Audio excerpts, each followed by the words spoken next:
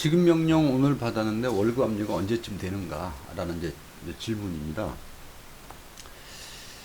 신용정보사에, 지급 명령을 받고 나니까 신용정보사에서 뭐 지급 명령 개시 결정, 뭐 개시 결정인지 뭔지 모르겠지만은 지급 명령 결정이 났다는 거죠. 그래서 지급 명령 결정이 났는데 본인 명의 전 계좌가 출금 제한된다. 이거는 채무자분들이 이제 그 법적 지식이 없다고 생각해서 이제 그런 거죠. 그래서 뭐 엄청난 불이익이 지금 뭐 발생할 것처럼 뭐 감치재판 예정, 급여, 유체동산 이런 거 가압류된다든지, 그리고 만약에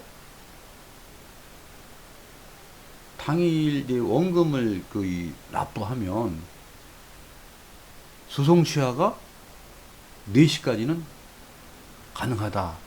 자, 이런 그 독촉 문자를 받으면서 빌려서 이제 그 갚으려는 마음이 생길 수밖에 없죠. 사실 그 이 채권자들이 그 채권 주심하는 사람들이 두려운 마음이 좀 생겨나게 하는 그런 의도가 있는 거예요. 그리고 이제 추가적으로 법원 사건 번호, 그다음에 그 사이트 이런 것도 좀 알려주죠. 그리고 지급 명령 결정이 났는데 결정만 난 거예요. 확정이 된 게 아니라 결정이 났는데도 불구하고 마치 강제 집행이 예정이 되고, 그다음에 법적 비용 또 이제 채무자가 다 부담해야 된다. 그러니까 금융 지식도 그 법적 지식이 없는 분들 이런 걸 받으면 사실 힘들죠. 그러니까 그런 걸 노리고 추심원들이 이제 보내는 겁니다. 너무 흔들리시면 안 되고요. 계획대로 하셔야 돼요. 계획대로. 지급 명령을 이제 받았다건데 도대체 지급 명령이라는 애가 뭐냐? 좀 알아봐야죠. 예. 그래야 이제 월급이 여기 지금 있는 것처럼 월급이 압류가 될지, 또 언제 될지 안 될지, 또 막는 방법은 없는지.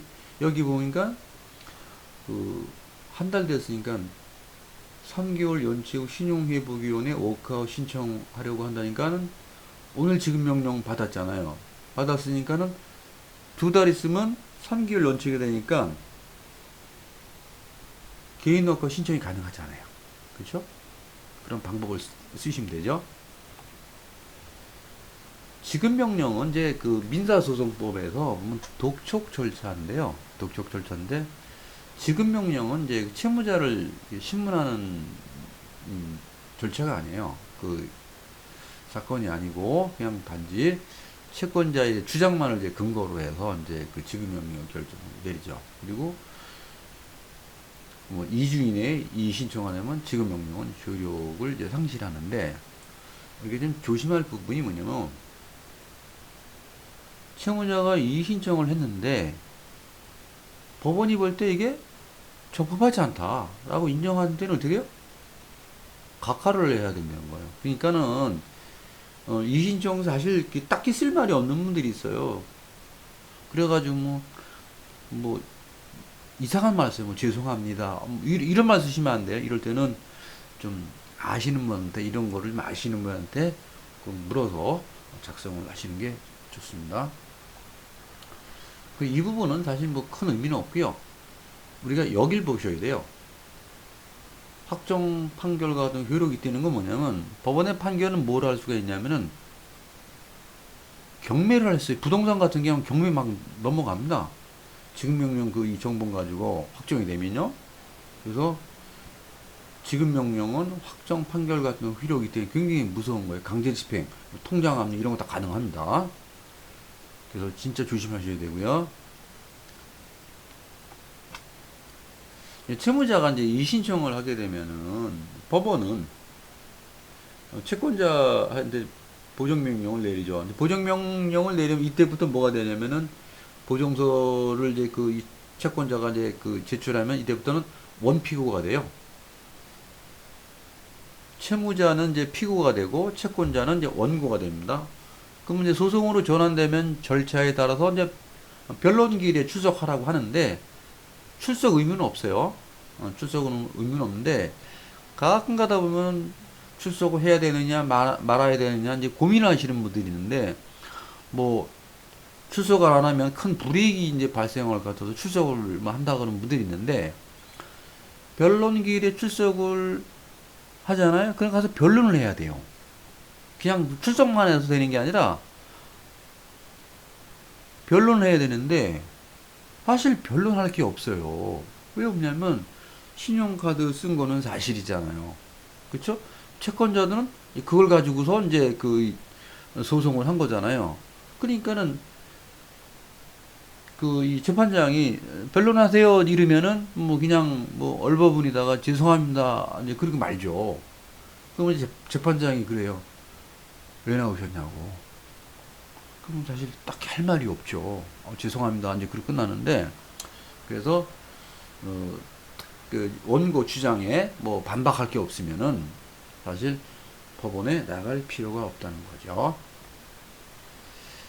우리가 급여압류라든지 유체동산 압류까지 얼마나 걸리냐. 지금 이게 그 한 달 만에 지급명령을 받아서 이의 신청을 하게 되면 도대체 얼마나 걸리겠느냐. 또 안 했을 때는 어떻게 되냐. 근데 지금 기준은 지급명 이의 신청을 이제 하는 경우거든요. 이의 신청을 하게 되면은